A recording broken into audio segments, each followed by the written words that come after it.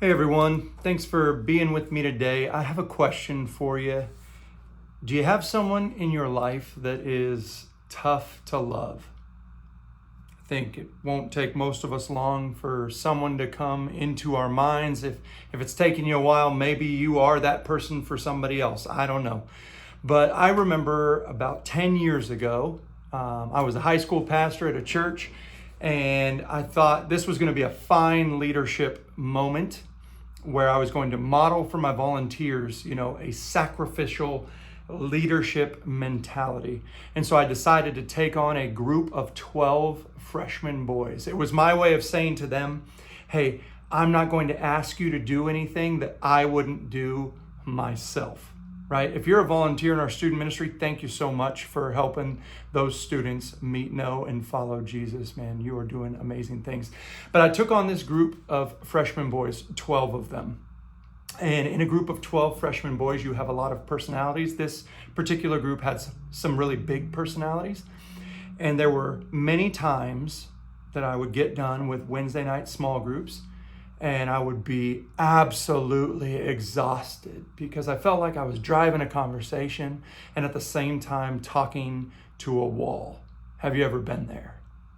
Yes, this group in that season was really, really, really hard to love. But I made a commitment and I stuck with this group week in and week out for their entire 4 years of high school. And I tell you what, because I stuck it out and I sought unity and I asked the tough questions and I extended grace where it was needed, and my friends, it was needed a lot.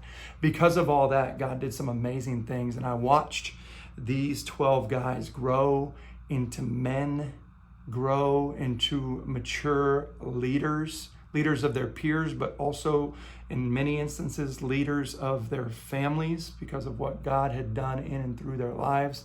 And it was amazing. And it would have been simple for me to go, hey, this group is way too difficult. I'm going to let these guys be someone else's problem and I'm going to excuse myself. Or, hey, I'm just going to, show up and do the bare minimum and then continue on with my day. But I stuck with this group their entire 4 years. And to this day, I enjoy calling these guys, hearing what God's doing in their lives, in the lives of their families, and for many of them in their ministry. And my motivation for all of that was I thought about my own life when I was in high school and I was hard to love. Because believe it or not, that is true. My parents will tell you. You can ask them personally. I was hard to love, and I thought about all the people that did not give up on me, right? All my teachers and my coaches and my family. And in those years, especially those years pre-Jesus, man, I was tough to love. But there were people that showed up every step along the way, and I'm super grateful for them. Our key scripture is Colossians 3:13, and it says, bear with each other and forgive whatever grievances you may have against one another. Forgive as the Lord forgave you. And there's another passage that I want to read that kind of embodies some of the same characteristics of that passage in Colossians. Same author, Ephesians chapter 4. This is Paul writing to this church in Ephesus. And it says, as a prisoner for the Lord, then I urge you to live a life worthy of the calling you have received. And the athlete and the achiever in me goes, yes, I want to live a life worthy of the calling.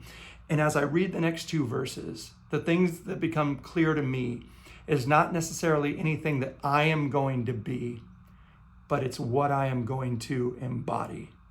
There was a commercial series a long time ago that said, I want to be like Mike.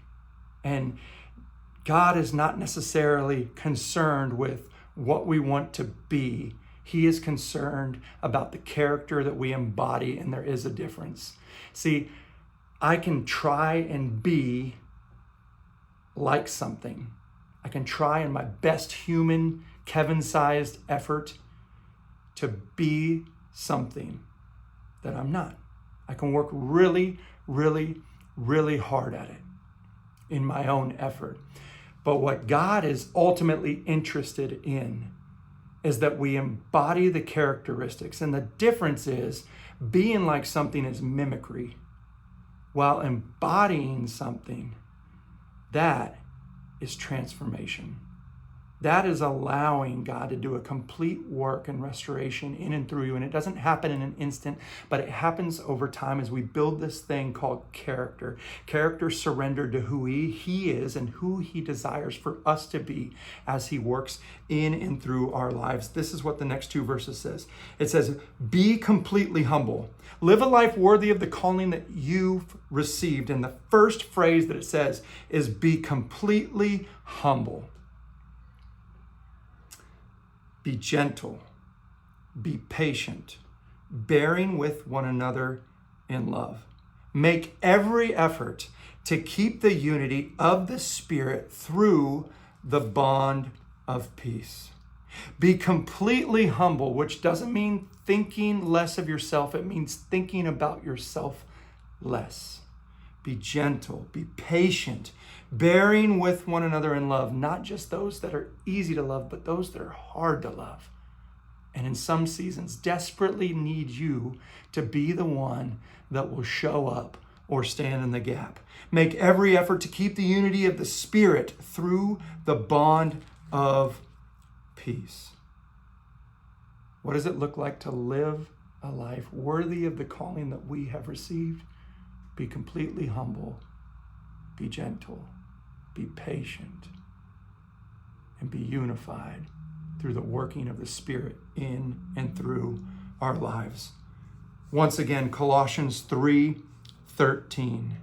Bear with each other and forgive whatever grievances you may have against one another. Forgive as the Lord forgave you. And as we look at the grace that we received, as we think about the gift that is, what God desires for each and every one of us as we embody His characteristics, to humbly and gently step into a world with the peace and the grace that we've received in and through Him, and then extend it outward. He's going to use you to extend it outward to hopefully change the hearts and lives and eternities of the people that He places us in the path of. And then He will receive all of the glory and honor as you and I reflect Him into a world that desperately needs Him. My friends, I'm so grateful that you joined me today, and I'll see you next time. Bye for now.